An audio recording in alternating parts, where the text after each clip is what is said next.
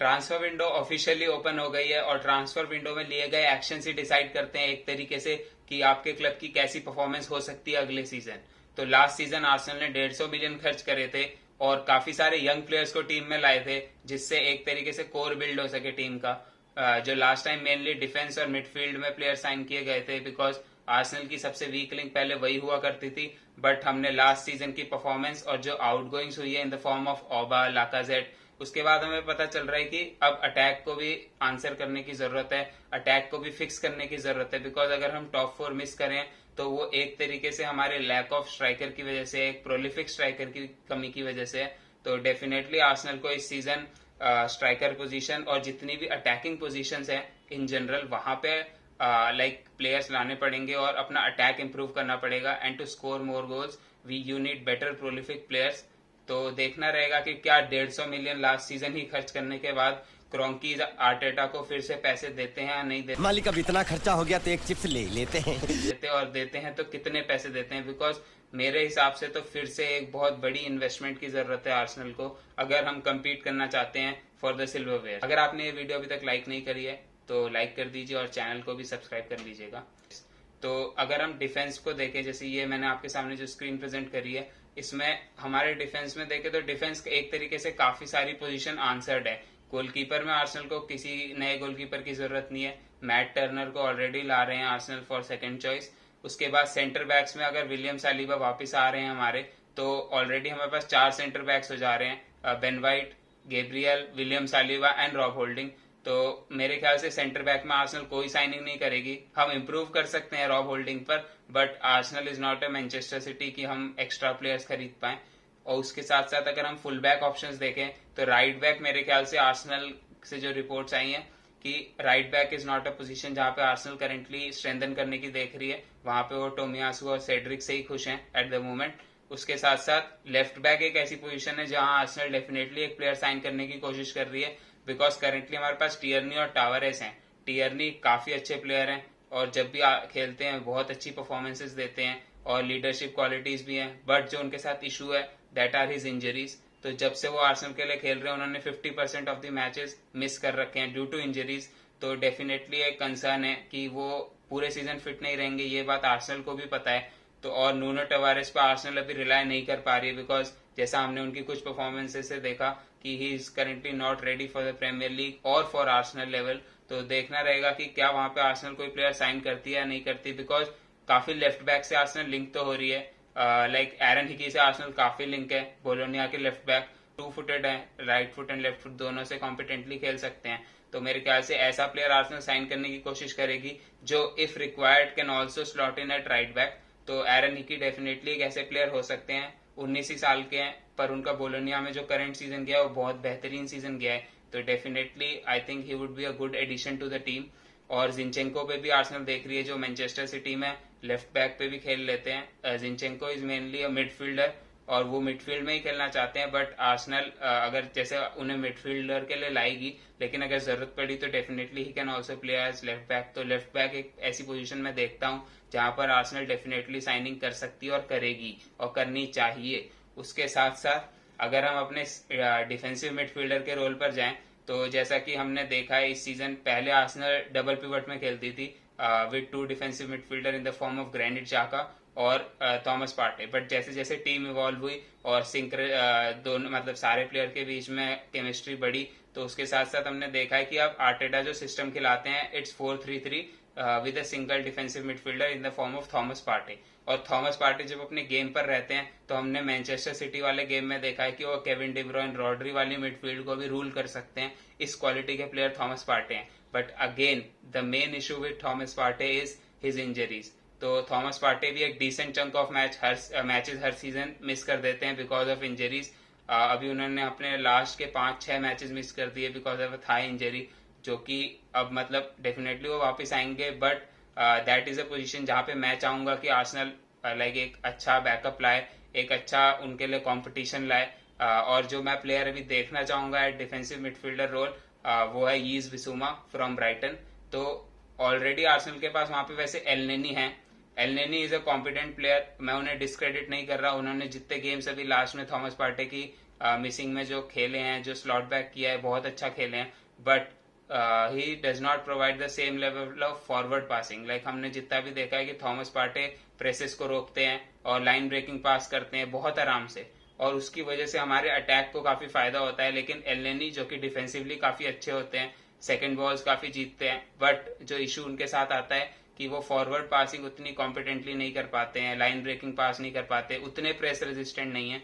तो हमें थोड़ा थॉमस पार्टे वाले मोल्ड का प्लेयर चाहिए। एलेनी ने कॉन्ट्रैक्ट साइन कर लिया है, he can slot it at center mid in any other position as well, और डिफेंसिव मिडफील्डर खेल सकते हैं इन FA कप, EFL कप और इन यूरोपा लीग।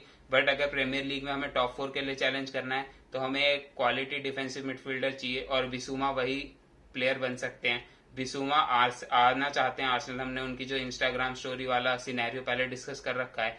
उसके साथ साथ मेरे ख्याल से उनकी फीस भी ज्यादा नहीं होगी, लास्ट ईयर ऑफ कॉन्ट्रैक्ट है उनका, तो जो उनकी फीस बताई जा रही है वो 25 से 30 मिलियन पाउंड बताई जा रही है। तो देखना रहेगा कि आर्सेनल बिसूमा को ला पाती है, यानी जो अभी उनका कोर्ट केस है वो चल रहा है, तो वो एक सब सारी ही टीम के लिए एक कांटा बना हुआ है, बिकॉज कोई भी टीम उन्हें कोर्ट केस के हैंडलिंग के बीच में नहीं लाना चाहती, बिकॉज कोई इन्वेस्टमेंट नहीं करना चाहता, एक रिस्की इन्वेस्टमेंट नहीं करना चाहता। तो देखना रहेगा क्या डिफेंसिव मिडफील्ड ऐसी पोजीशन है जहां पे आर्सेनल नया प्लेयर लाती है। उसके साथ साथ एक पोजीशन जहां पे आर्सेनल डेफिनेटली नया प्लेयर लाने वाली है वो है लेफ्ट सेंटर मिड, और जो लेफ्ट पे जो 8 वाली पोजीशन है, तो लेफ्ट 8 पे अभी हमारे जाका खेलते हैं ज्यादातर मैचेस, और सांबी लोकोंगा भी एक तरीके से वहां पे तैयार हो रहे हैं उस पोजीशन पे। मतलब सांबी लोकोंगा एक ऐसे प्लेयर हैं जो लास्ट सीजन लाए थे, बट जैसे हमने देखा कि वो मतलब उन्हें जब खिलाया गया तो जनरली तब खिलाया गया जब ना थॉमस पार्टे अवेलेबल थे और ना ग्रानिट जाका, मतलब कोई सीनियर फिगर नहीं था मिडफील्ड में, और आप एक यंगस्टर को लाके डाल दे जो कि इस लीग में खेले भी नहीं है पहले, तो काफी डिफिकल्ट हो सकता है। और मतलब मेरे ख्याल से तो उनका रोल अभी डिफाइंड नहीं है स्क्वाड में कि क्या वो एक 8 की तरह खेलेंगे या एक 6 की तरह खेलेंगे, क्योंकि बिकॉज आर्टेटा ने उन्हें दोनों पोजीशन पे यूज करने की कोशिश करी है। मैंने जब जितना भी उन्हें देखा है मेरे ख्याल से तो वो लेफ्ट हैंड साइड पे 8 में ज्यादा अच्छा खेल सकते हैं instead of defensive midfield role. तो देखना रहेगा कि वहां पे आर्सेनल नया प्लेयर साइन करती है तो कौन सा प्लेयर साइन करती है, बिकॉज टीलेमन से आर्सेनल बहुत लिंक है और बहुत स्ट्रॉन्ग लिंक्स है, और मतलब ऐसा मतलब लग रहा है सुनने में जो न्यूज आ रही है कि टीलमंस जो है वो साइनिंग हमारी पहली साइनिंग भी हो सकती है, मतलब मार्किनोस के अलावा।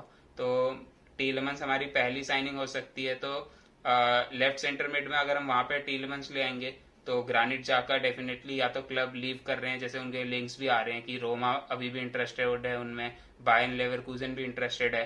तो ग्रेनिट जाका अगर लीव करते हैं तो टीलमंस और सांबे लोकोंगा 2 प्लेयर हो जाएंगे वहां पे। टीलमंस फॉरवर्ड ज्यादा अच्छा खेल सकते हैं ग्रेनिट जाका से, जो वो एक टेक्निकल प्रोवेस या टेक्निकली अपग्रेड है ग्रेनिट जाका पे एक तरीके से। Granit Xhaka definitely brings a lot of things to the table, leadership लाते हैं और कमिटमेंट लाते हैं, बट वही कि हमें आर्सेनल को वहां पे टेक्निकल ज्यादा हो, जो फॉरवर्ड ज्यादा अच्छा खेले, तो क्योंकि अटैक इंप्रूव करना है, तो टीलमंस डेफिनेटली उस टाइप के प्लेयर हैं। तो देखना रहेगा कि टीलमंस की साइनिंग कब तक करती है आर्सेनल और ग्रेनिट जाका का क्या फ्यूचर रहता है। उसके साथ साथ जो राइट 8 का रोल है जहाँ पे मार्टिन ओडेगार्ड खेलते हैं, मेरे ख्याल से वहां पे आर्सेनल कोई साइनिंग नहीं करेगी, बिकॉज मार्टिन ओडेगार्ड तो बहुत फैंटास्टिक खेल ही रहे हैं। उसके साथ साथ एमिल स्मिथ रो भी मेनली उस रोल में खेल सकते हैं, बिकॉज पर्सनली मैं उन्हें एक लेफ्ट विंगर से ज्यादा एक राइट 8 या 8 position box to box midfielder ज्यादा देखता हूँ।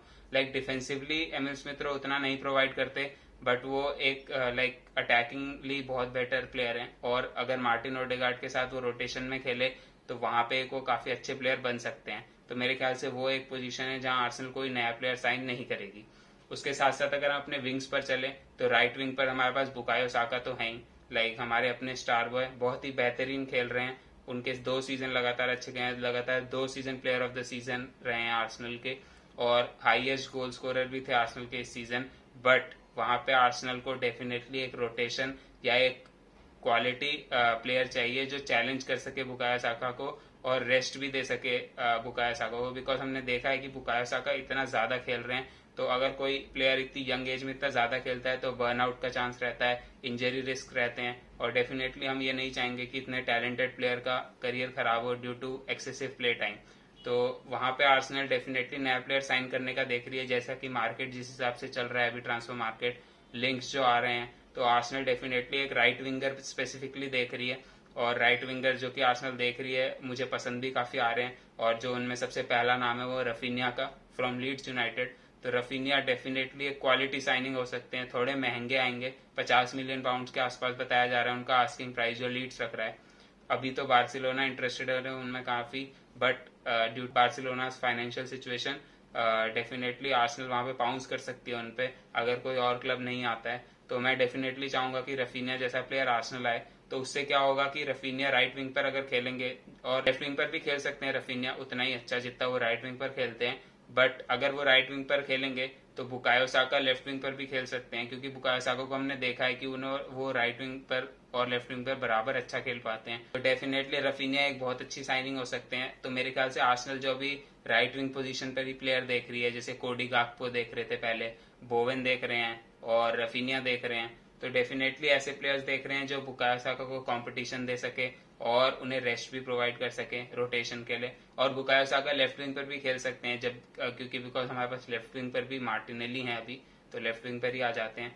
तो मार्टिनेली हैं हमारे और एमिल स्मिथ रो खेलते हैं टाइम टू टाइम, बट मेरे ख्याल से वहां पे एमिल स्मिथ रो का उतना अच्छा परफॉर्मेंस नहीं रहता है लेफ्ट विंग पर, और मार्टिनेली का तो डेफिनेटली अच्छा परफॉर्मेंस रहता है। तो लेफ्ट विंग पर आर्सेनल शायद प्लेयर नहीं साइन करेगी और एक विंगर साइन करेगी जो शायद दोनों पोजीशन पे खेल सके। तो देखना रहेगा कि रफीनिया वाली साइनिंग हो पाती है या नहीं हो पाती। और आउटगोइंग्स देख ले तो राइट विंग पर पेपे खेलते हैं, तो पेपे डेफिनेटली एक ऐसा प्लेयर है जो आर्सेनल ऑफलोड करने की कोशिश कर रही है, और पेपे भी डेफिनेटली लीव करना चाहेंगे बिकॉज उन्हें प्ले टाइम तो मिल नहीं रहा है आर्सेनल में, बिकॉज आर्टेटा उनको अपने सिस्टम में उतना रेट नहीं करते हैं और वो उन्हें उतना प्ले टाइम नहीं दे रहे, तो डेफिनेटली उनका करियर भी डाउनहिल जा रहा है। तो पेपे तो मूव कर ही जाएंगे, तो आर्सेनल एक डेफिनेटली एक विंगर तो आर्सेनल को लाना ही चाहिए।